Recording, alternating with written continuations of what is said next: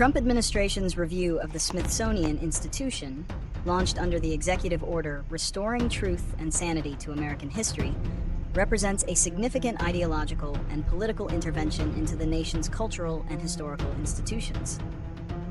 The review's stated goal is to celebrate American exceptionalism, remove divisive or partisan narratives, and restore confidence in our shared cultural institutions.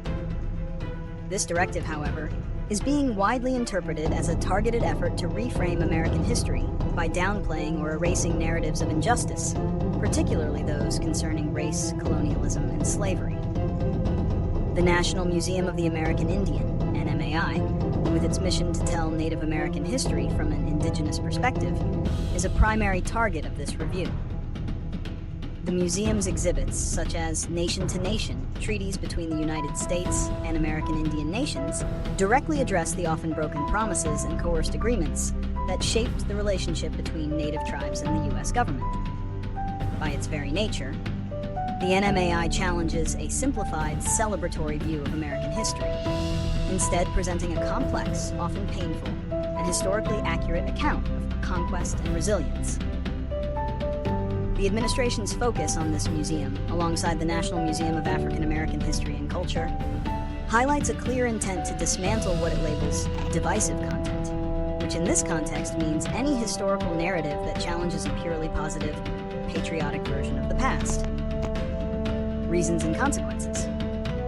The primary reason for this review is ideological. The administration views critical historical narratives, those that acknowledge systemic injustice and the experiences of marginalized communities, as anti-American. This perspective is rooted in a desire to promote a nationalist, pride-based history that serves to unify a specific political base. The term divisive is used to delegitimize scholarly, fact-based historical work that may make some audiences uncomfortable. This is a continuation of a broader culture war strategy that has targeted critical race theory and educational content in schools. The consequences of this review are far-reaching. The most immediate threat is the potential for content corrections or outright removal of exhibits. The letter to the Smithsonian explicitly calls for museums to begin implementing content corrections where necessary, replacing divisive or ideologically driven language with unifying, historically accurate, and constructive descriptions. This could lead to a significant sanitization of history. Furthermore, the review creates a chilling effect on curatorial freedom and academic independence. Curators may be pressured to self-censor to avoid political scrutiny or the risk of funding cuts, which could compromise the Smithsonian's reputation as a trusted, nonpartisan institution. For Native American communities, this action is not merely a political dispute.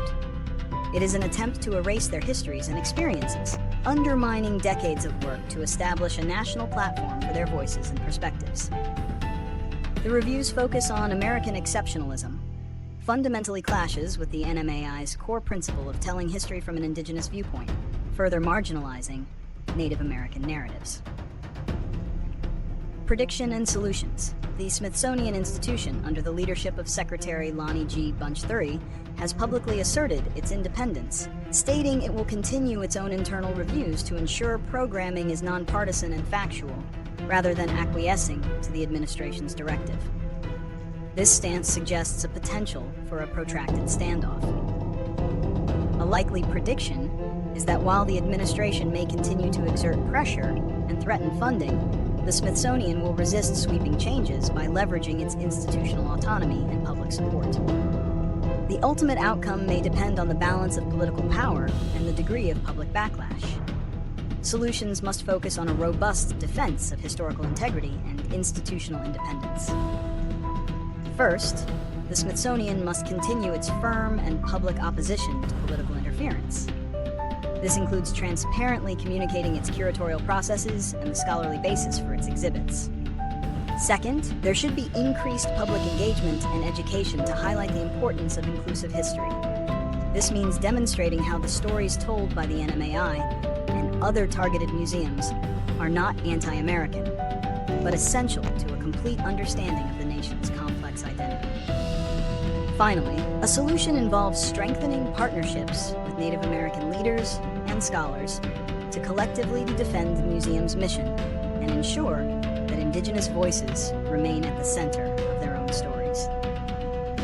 By holding fast to the principles of historical accuracy and intellectual freedom, the Smithsonian can protect its legacy and continue to serve as a vital institution for all Americans.